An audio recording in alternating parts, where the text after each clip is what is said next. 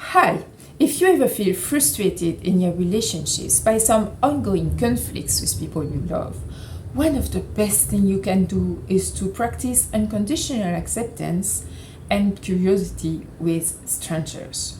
Not only will it contribute to a world that is more compassionate, but it's also going to help you immensely with people you already have in your life, with people you already love. That's what I learned working for years with people living in social and emotional misery. And that's something that really shaped my perspective and who I am. And I know it might seem very counterintuitive. You might think, why strangers? How can it possibly help? And how to even do that in a way that is safe, that is not disturbing your well being and ambitions, and that is not wasting your time? We're going to talk about all of that because the mechanism and the root of having ongoing conflicts with people we love is the same root as feeling lonely in spite of having many good people around us. And it's not that I'm advocating for doing your good deeds of the day. It's not at all about that. I'm just trying to share and highlight something I learned, sometimes in extreme circumstances. You know, this is a shift away from a very common worldview. Many of us hold a worldview in which there is us and our close ones, and then other people who don't really play a role in our lives, who are not likely to help our social, romantic, or professional goals. They're considered mostly irrelevant. To the point, it's often seen as surprising, borderline suspicious, to have a sincere, well-wishing attitude for someone who's not from our family, who we're not interested in professionally or romantically, and we're not even looking to be their friend. We often think we have no impact on people around us besides our inner circle unless we're very famous and reach millions. But actually that's not true. Ultimately, small, well-meaning actions, or simply showing up as your best self, can inspire someone for years to come. Showing your gifts, showing what you're good at, showing your good qualities can inspire someone so much from a distance, even if you don't even know it. Very small actions like a smile, a word of encouragement, reflecting someone's good qualities, listening to someone, it can make someone stay and even influence their life or their perception of themselves for years ahead. For example, for me, a random remark on my abilities from a high school teacher has led me to enroll in studies I wouldn't have felt capable of going into otherwise. So tell me in the comments if it happened to you that something a stranger said or did at some point really influenced your perception of life, your perception of yourself, or something like that. But in any way, for me, this shift in perspective, it helped me to get out of a very dark place in my life in circumstances that honestly could have pushed me far further down.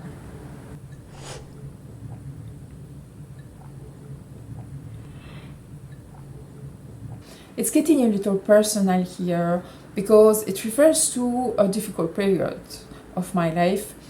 In my late teens, due to a family context I won't get into now, I found myself alone in a foreign country with no friends, no family nearby, very little family contact, and I only had my primary school education. And if one thing has always been clear for me is that I wanted to go back to school, but even without school, sustaining myself without qualification was very challenging. So I took whatever job I could find, staying away from illegal stuff, adult entertainment, things like that. Most of the things were quite precarious. The most sustainable option was late night or overnight shifts in pubs and restaurants. And some of these places were quite rough and chaotic. It was far from glamorous. I saw all sorts of things there that are unimaginable in more standard environments. people losing control of themselves emotionally, mentally, sometimes even physically. It wasn't rare to have fights breaking out. I even saw someone pulled out a gun once, not against me, but quite extreme. And I was there all alone all night with people I would have probably avoided eye contact with if I had met them on the street. Because the way it goes in these places is that the boss would have some other places to manage, or they would simply go home to sleep at night and they would say, okay, call me if you have a problem. And I'd call them, but I'd still have to deal with the tension and the chaos in the meantime and afterwards and the next day. So it was quite rough. I developed a very neutral and appeasing behavior. I was very much more cautious than probably the typical 18 or 20-year-old. I would never share my phone number or family name or things like that. And it's not that everyone there was violent and dangerous. Sometimes a few weeks would go by and nothing would happen. But most people there were quite hopeless and unhappy. And to my surprise, at the beginning, a lot of them confided in me. And it led me to understand them a little better. And I didn't try to be their friend or their therapist or anything like that, but I would go home really thinking, okay, how could I help these people even a little bit? Because I need to be there listening to them anyway. I need to be in this place. So what could I possibly tell them to help? And I must say it gave me a lot of perspective on my own life, on my own hopelessness, because I was not optimistic at the time. I really didn't see a future for myself. And it kept me from indulging in self-pity. It opened me up to other people's challenges. And it was almost like a sort of compassion school. And this is thanks to these jobs that I've been able to leave, pay my rent, and resume studying.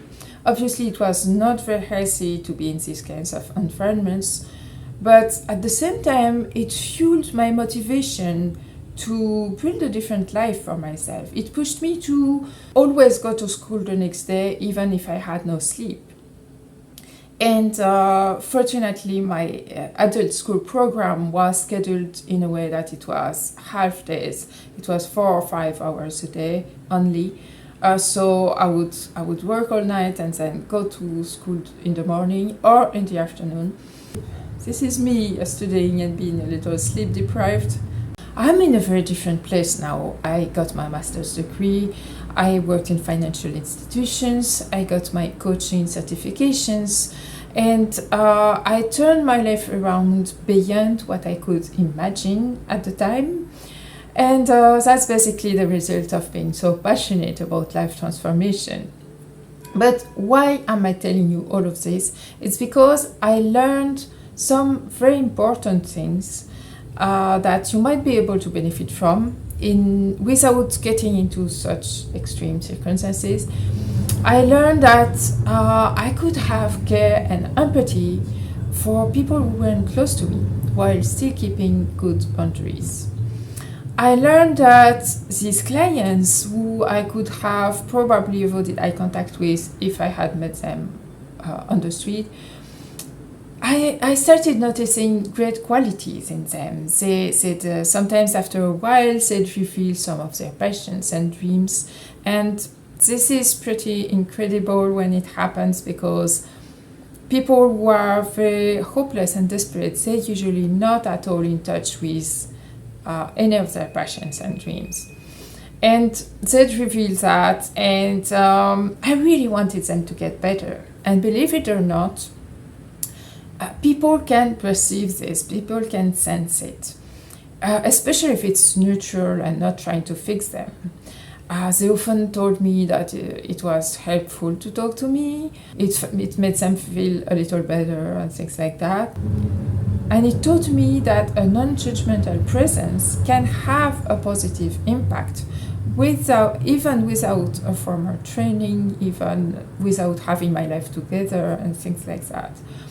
I've noticed throughout my life that many different types of people, very successful, very much with their life together, confided in me as well. And that's not because I have anything special, that's because we all crave feeling seen and heard. We all crave being listened without judgment and things like that. And it leads me to ask you a question. Have you ever wondered what was behind the pain and frustration from having conflicts with people you love? Of course, it's normal to be frustrated, but why? What's the mechanism? You know, when we're frustrated in any way, it means that one of our core needs or desires is not satisfied. And in this case, what's not satisfied is a very deep human desire, the desire to be seen and heard for who we are, to be understood, and even celebrated in our complexity, and even though we're always evolving. And with people we love, they already fulfill some of our needs. We count on them, they make us feel good. We expect them to agree with some of our views. And when there's a recurrent conflict with them, it means one or both people feel unheard, unseen, and this is what escalates and keeps the situation stuck. Think about it. When we have this kind of conflict, we think our view makes more sense. Our view is more sensible and reasonable. And we hope that by explaining it to them, they're going to come to their senses and finally realize that our view makes more sense. But they have the same reasoning. They think their view makes more sense. Tell me if it sounds familiar. In these cases, the most important is not who's right, is not who's most sensible. What's most important is to recognize that the other person's view makes total sense and that they might never change their mind. And when we feel fully acknowledged and accepted as we are, it can ease a lot of tension and conflict. It can heal what confrontation or reasoning never could. It's widely portrayed in so many situations in life if you start paying attention. It's also widely portrayed in so many movies. If you've seen the movie Inside Out, when Big Bang is desperate and Joy is coming to cheer him up. As many of us do, we want to make things better, right? And she tries to force positivity on him. And it almost has the opposite effect. It completely falls flat, and it really doesn't work. But then someone else is coming and just sits with Big Bang and acknowledging his pain, providing compassion and doing nothing else. And then Big Bang, very soon, Big Bang is getting better and resume his activities. That's the power of being seen. Nothing in the situation has changed, yet there's a positive shift. And that's what happens when we stop trying to fix people and situations and start accepting things as they are and even being curious about it. Another example in the movie Good Will Hunting, this is a very famous scene when Robin Williams just keeps saying to Will, that's not your fault, what happened to you. And Will had been hiding behind anger for years. And finally, he's seen for what he felt. He's seen for his suffering, rather than being seen as someone who just needs to be fixed. And it's transformative. That's why offering our presence and attention with unconditional acceptance and curiosity is so underrated and one of the most valuable gifts we can give someone. So, this is a bit like a muscle because it's not always natural to do that, and it's much easier to practice with strangers Because with people we love, we have years of old dynamics and trigger battles. And of course, we love them, but we don't have enough neutrality. And that's why sometimes our loved ones, they're going to confide in a stranger rather than in us. So, who can you practice this with? You can practice this with whoever you feel called to, preferably people you don't have conflicts of interest with, people you don't expect something from, and especially people who are lonelier than you, people who are less successful than you. You'll both feel lifted, just like when you offer your hand to someone who's just fallen on the sidewalk. So I'm going to give you 4 tips to practice and create that kind of space. First, by listening. Start or welcome a conversation with someone you wouldn't talk to otherwise and who seems very happy to talk. And be genuinely curious and interested in them. Not nosy curious like what you do, where you went, how old are you, what you're worth, but be curious about their internal state, their internal experience. We're far too focused on facts when what creates connection is actually sharing what's going on internally with us. This is really something that promotes loneliness, because you can be surrounded by as many people, as many great people as you want. If they have no idea and they're not interested in how you experience things internally, you will feel lonely. So if you try to connect with someone, just pay attention to how they seem to feel rather than just what they're saying, the basic facts. So if appropriate, you can also reflect back what you heard. They'll correct you if you're wrong. Don't do that too bluntly, like you seem scared, you seem frustrated, because you might embarrass them. But you might say, oh, this situation seems so frustrating. Or, this context must be so scary. It seems so scary to be in such circumstances. Something like that. And they'll correct you if you guessed it wrong. But this is very simple and it makes people feel seen. My second tip is be reliable. Show up for people. Only promise what you will actually do. There's absolutely nothing kind in promising something and then never following through. And life happens, sometimes we can't make it, and don't be embarrassed to let them know. This is always more respectful than saying nothing.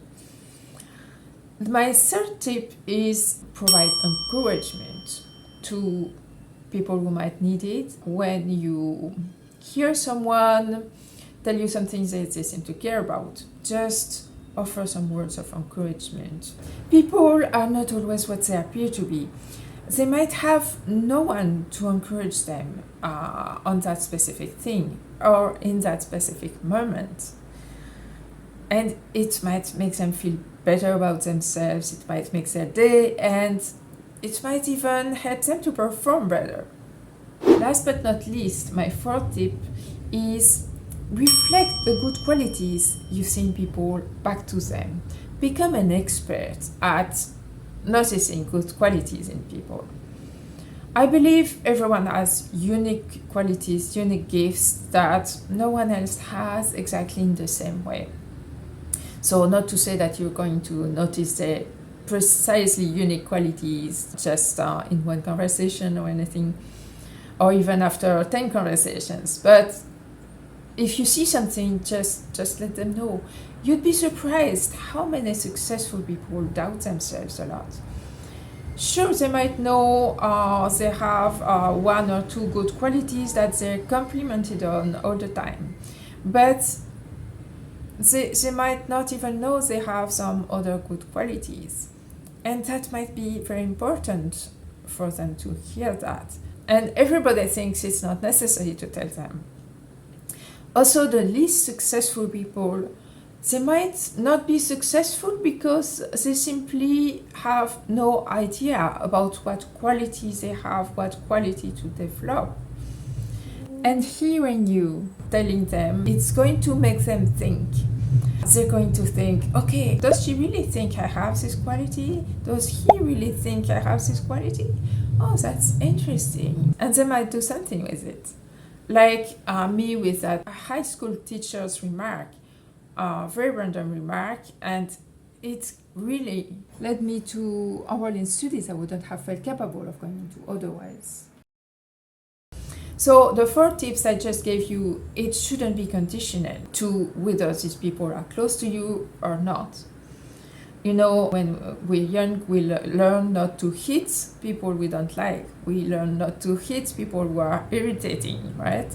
So it's basically the same. Having this well-meaning attitude should be for everyone. And it's not to say that we shouldn't be selective. We should be very selective about who we let in our inner circle, who we allow to be our friend. We should be very selective. What the difference is the resources we share with people who are close to us. With people who are close to us, we share a lot of time, energy, and information. We're not going to share that with anyone. So the viewer support is for each of us to create that safe and supporting space, that well-meaning attitude for people around us. But that stops somewhere. If someone crosses your boundaries, you don't have to listen to them for 30 seconds. And so that leads me to the first caveat. Have boundaries. You're the captain of your own boat. What's important is that you lead your life the way you want to. Nobody has to interfere with your well-being, your ambitions, your energy. Don't let energy vampires interfere with all of that.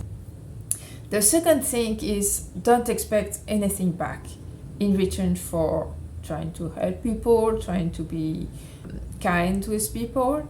Maybe it will help them, maybe not, but you did your part, and that's what's important. Don't be attached to any outcome. So if you try some of these things, just let me know in the comments. You're contributing to larger cultural shifts from living in fear and defensiveness to living in love and compassion, which will develop and impact your relationship with your loved ones and yourself. If you're interested in my unique take on loneliness, check out the video reference somewhere on the screen, and thank you so much for watching.